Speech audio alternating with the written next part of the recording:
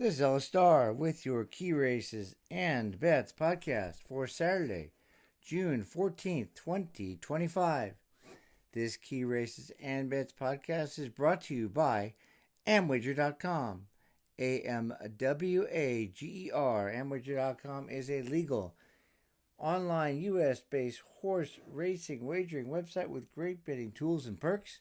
Amwager.com is illegal for residents of most states and covers most tracks in North America as well as many around the world. Check it out, amwager.com. You can also get the written version of this podcast, the Key Races and Bets blog, free at amwager.com. Click on How to Bet and Ella Star's blog. We're going to start with one of a number of good races around the country on Saturday, June 14, 2025. This is the Delaware Derby, race 8 at Delaware Park. Pretty new race, $200,000 purse. The win contender is Academy. There are 11 entered in this decent race for 3-year-olds, but note that 3 of them, Barbadian runner National Law and Kentucky Outlaw, are also entered in the similar Pegasus Stakes at Monmouth. And Late Night Call, the filly, is entered in the Delaware Oaks.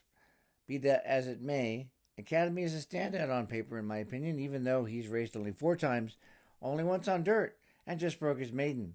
That last race was the first on dirt, and he stayed in the race, which originally killed for grass, dominated to draw off by 4.5 lengths after stalking the pace setter in second for the opening half mile.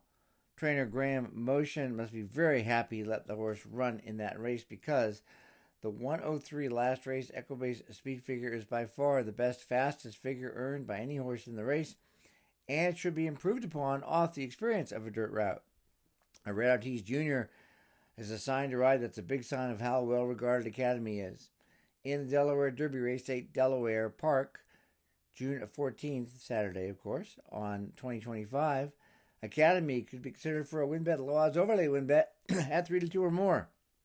There's a lot of value here, the doubles. I'm very strong on these doubles from race 8 to race 9 Delaware.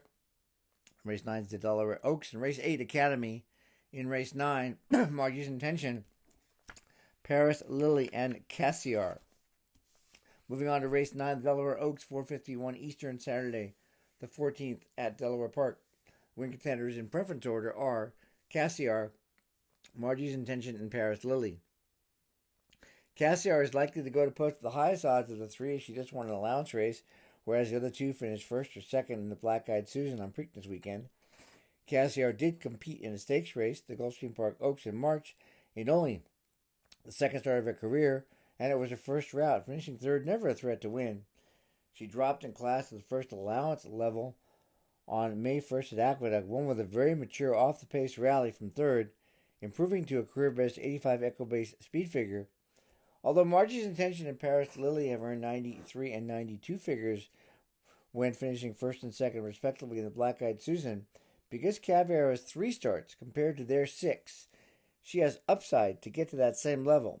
And Caviar is out of the champion Marinelli Cashman, who produced Bendu, a horse that's won $867,000, was second in the Suburban at a mile and a quarter, and was recently second to Bishop's Bay, who runs in the Salvator Mile at Monmouth today, as the heavy favorite in the American Pharoah Stakes last year. So there's no doubt Cassiar can win at this mile and 16th trip. Margie's Intention and Paris Lily have no real knocks. Margie's Intention won the Black Eyed Susan's 5-2 favorite, with Paris Lily second at 5-1, leading from the start to just about a 16th to go and passed by Margie's Intention. Both fillies are holding top form, with Paris Lily having earned 91 and 92 figures in her last 2 starts, Maggie's Intention 93 in her last 2. Paris Lily may try to go to the lead, but Complexity, Jane, who is drawn inside, and Late Night Call, if she runs, are the 2 likely to battle early, with Paris Lily taking up a position in third, and she has closed from well. She has closed well from off the pace before, so there's really no concern she can run well if that happens. In the Delaware Oaks, race 9 Delaware Park, 4:51 Eastern, Saturday the 14th, win bets minimum for considering win bet all 3 contenders. Cassiar, Maggie's Intention, Paris Lily is 5-2, and the best thing to do is to bet 1 or 2 at the highest odds of the 3. And when presented with an opportunity to wager on more than a horse to win, which is not a bad thing to do at all, we can gain the best mathematical edge possible by using what's called a Dutching tool to prorate our wagers. There's a free Dutch tool at Amwager where all you have to do is select the total you want to bet, and select 2 horses, sometimes 3, and all the work is done for you. That's just one of many great tools and perks at Amwager. For the exacta, I won a box Cassiar, Margie's Intention, and Paris Lily. Moving over to Monmouth for the Salvator Mile Stakes, another good race for 3-year-olds late in the spring. Race 10, 4:55 Eastern on the 14th. The win contenders are Awfully Cool, Bishop's Bay, and Vitality. And as with most races, the way this race is likely to be run early is the key to who should be in the top at the end. Tuscan Sky earned his best win last year on this day in the Pegasus Stakes, leading from start to finish to earn a career-best 106 Equibase speed figure. But he's been unable to show that kind of speed or get the lead since then because there have been other horses that are faster and more intent on having the early lead. For example, in his most recent race on May 3rd, the Fort Marcy Stakes, the Deterministic was bent on having the lead from the start and led from start to finish. In this field, Nelson Avenue, besides Tuscan Sky, is likely to play the role of early leader as he goes from 1 turn to 2 turn, and led early in both of his last 2. With it being likely that Nelson Avenue and Tuscan Sky could battle for the lead, it really makes them susceptible and sets up the 3 contenders, Awfully Cool, Bishop's Bay, and Vitality. In addition to that pace battle, Bishop's Bay may be up close, having been no farther back than 3rd after a half mile in any of his 9 career starts, and he gets the outside post. With that above pace scenario in mind, Awfully Cool gets top billing because he has the best chance to race in 4th or 5th early and close strongly. That's just what he did in his most recent race, May 27th, when, under jockey Abner Adorno, who rides again, Awfully Cool moved from 4th to take the lead in the stretch, edged away late, earning a very strong Equibase speed figure, the second best figure in the field, behind the 111 Bishop's Bay earned in his most recent race. That was not the highest figure Awfully Cool earned, because among his 7 career wins in 16 starts, Awfully Cool has earned a career best 113 figure, winning a 2-turn race in the fall of 2023. Awfully Cool is also very consistent, first or second 6 times in 18 races. And considering the way the race shapes up in terms of pace, with Adorno aboard he's been for his last 2 wins, Awfully Cool looks like a strong contender in this year's Salvator Mile. There's no doubt Bishop's Bay likes to win. 6 wins in 9 starts. He finished 2nd in the other 3, so he's never been out of the exacta. In his 3rd start, Bishop's Bay missed by a head to Arcangelo, who won the Belmont Stakes the following month. After being away for 17 months in November of last year, Bishop's Bay returned in top form to win 3 of his first 4 on the comeback, including the American Pharoah in March of this year. That was Bishop's Bay's 4th straight win, and he earned a 108 figure, which he bettered to 111 last month, winning the Westchester. That was a 1-turn race, so returning at 2 turns, we might expect another top effort with about a 108 figure when compared to the 109 Awfully Cool earned last month and the 110 and 113 best 2-turn figures Awfully Cool has earned, suggesting Awfully Cool and Bishop's Bay are pretty evenly matched here, but Awfully Cool is going to be a better price. Vitality closed from last of 6 to win his most recent race on May 11th, earning a 100 figure, which is pretty far below the other 2, but one which can be improved upon, as Vitality is making his 2nd start following 5 months off. Last September, Vitality won the Prince of Wales Stakes at 1 3/16, his first ever race on conventional dirt, and then he stayed on dirt, earning 100 and 101 figures last fall before a 6th place finish, which led to the layoff he returned from last month in fine fashion. Being a 4-year-old, Vitality likely can improve, and it must be noted the win last month came in the horse's first start for trainer Joe Orsino, so there are more reasons for Vitality to be competitive in this field.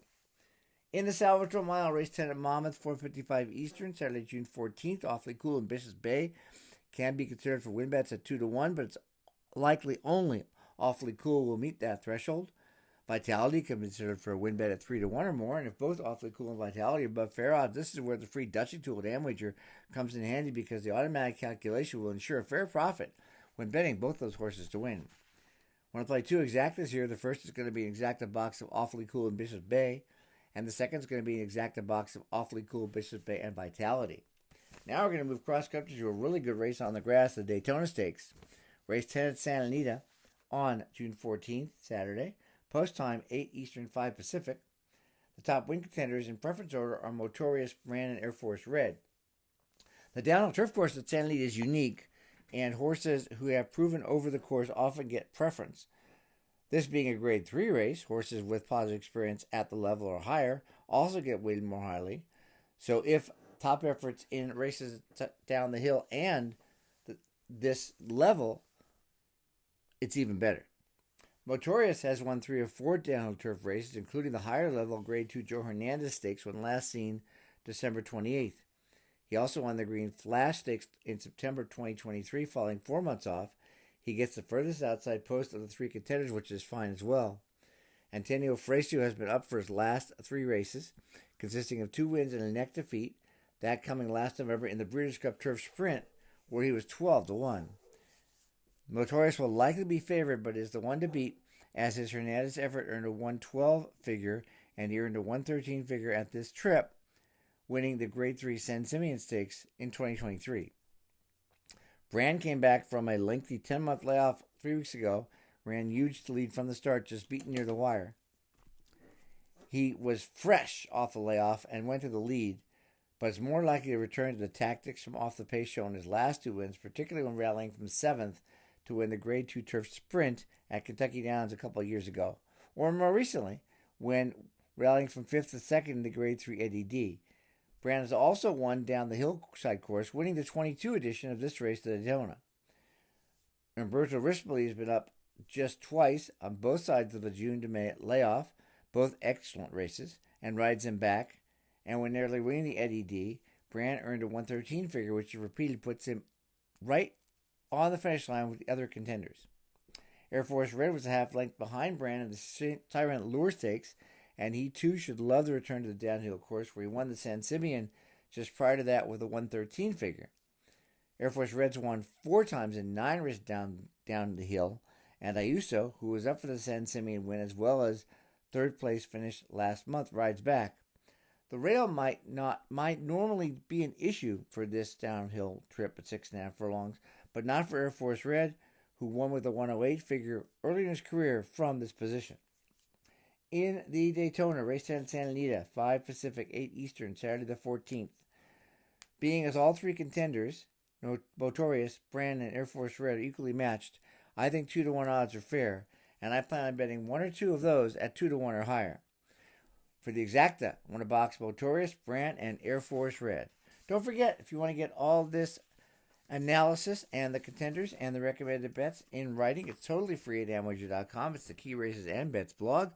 Go to amwager.com, AMWAGER, click on How to Bet and All Stars blog. While you're there, if you're not a member, sign up. I think it's a great idea. Amwager.com covers most tracks in North America, many around the world, is open to residents of nearly every state. Check it out at amwager.com. Thanks so much for listening, and I'll talk to you next week.